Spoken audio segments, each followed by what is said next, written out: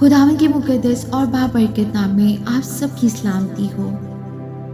अजीजों, आज हम ज़बूर सीरीज के एक नए बाब का आगाज कर रहे हैं। ज़बूर की किताब महज अल्फाज नहीं, बल्कि ये इंसानी रूह की वो पुकार है जो बराह रास्त खुदा के तख्त तक पहुंचती है। यहाँ अजीजों हमें तसल्ली भी मिलती है, हिकमत भी और जिंदगी गुजारने का सही रास्ता भी। आइए आज हम ज़बूर 15 को पढ़ेंगे और सीखेंगे खुदा क्या तकाजा करता है। आए खुदावन, तेरे खेमा में कौन रहेगा? तेरे कोहे मुकद्दस पर कौन सुकूनत करेगा? वो जो रास्ते से चलता और सदाकत का काम करता है और दिल से सच बोलता है।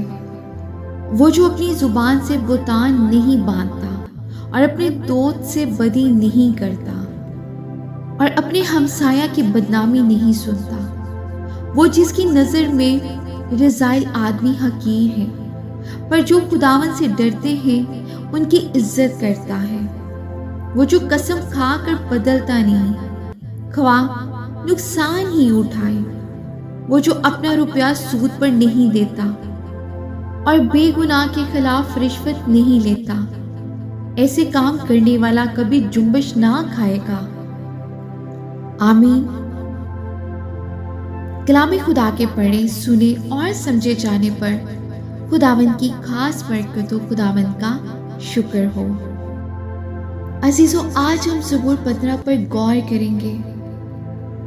ये ज़बूर हमसे एक बहुत बड़ा सवाल करता है जो हर ईमानदार के दिल में होना चाहिए।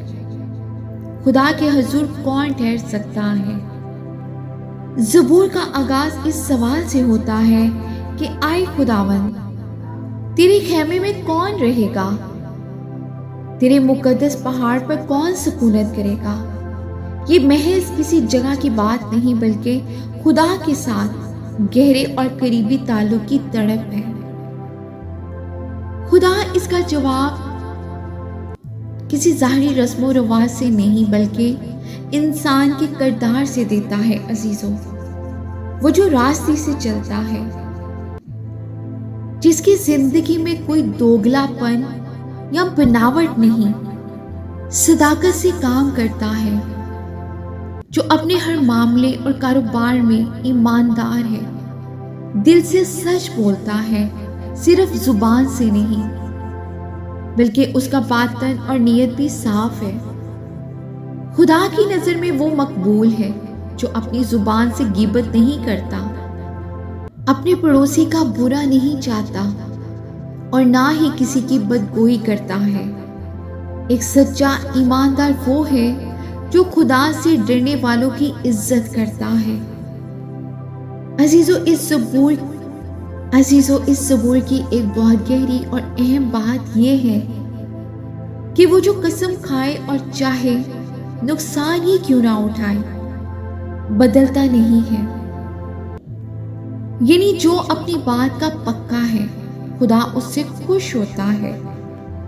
अजीजों, ज़बूर 15 का इख्तिताम एक खूबसूरत वादे पर होता है जो ये काम करता है, वो कभी जुम्बश ना खाएगा। अगर हम अपनी जिंदगी खुदा के इन मियारों के मुताबिक गुजारेंगे तो दुनिया की अजीजों कोई ताकत हमें हिला नहीं सकेगी। हम खुदा की हजूरी में हमेशा महफूज रहेंगे। आमीन।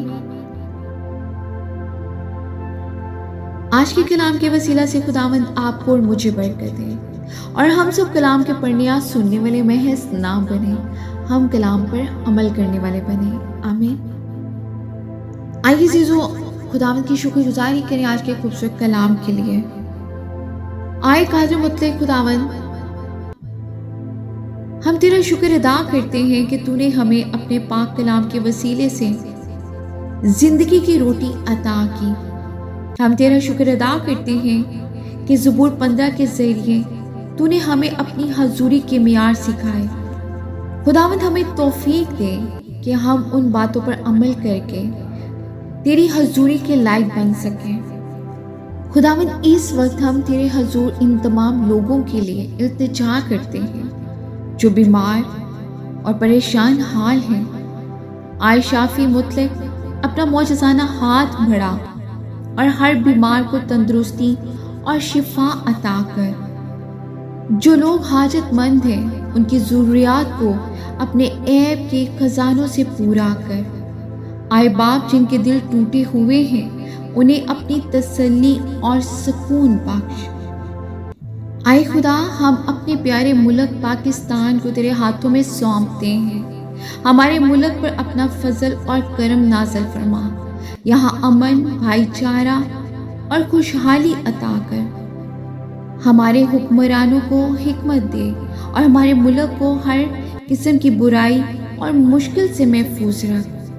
पाकिस्तान के हर शहरी को तेरी मोहब्बत और सलामती अता कर। खुदावंद, हमारी इन तमाम मुनाजातों को कबूल फरमा और हमें अपनी पनाह में रख। ये सब कुछ मांगते और पाते हैं अपने खुदावंद यीशु मसीह के वसीले से, आमीन। अजीज़ों, आज के कलाम के वसीला से आपने बरकत पाई है, तो ये खूबसूरत कलाम अपने अजीज़ों कार के साथ भी शेयर करें ताकि वो सब भी बरकत पाएं। आमीन जी। खुदावंद आपको और आपके घराने को अपनी पनाह में रखे। आमीन।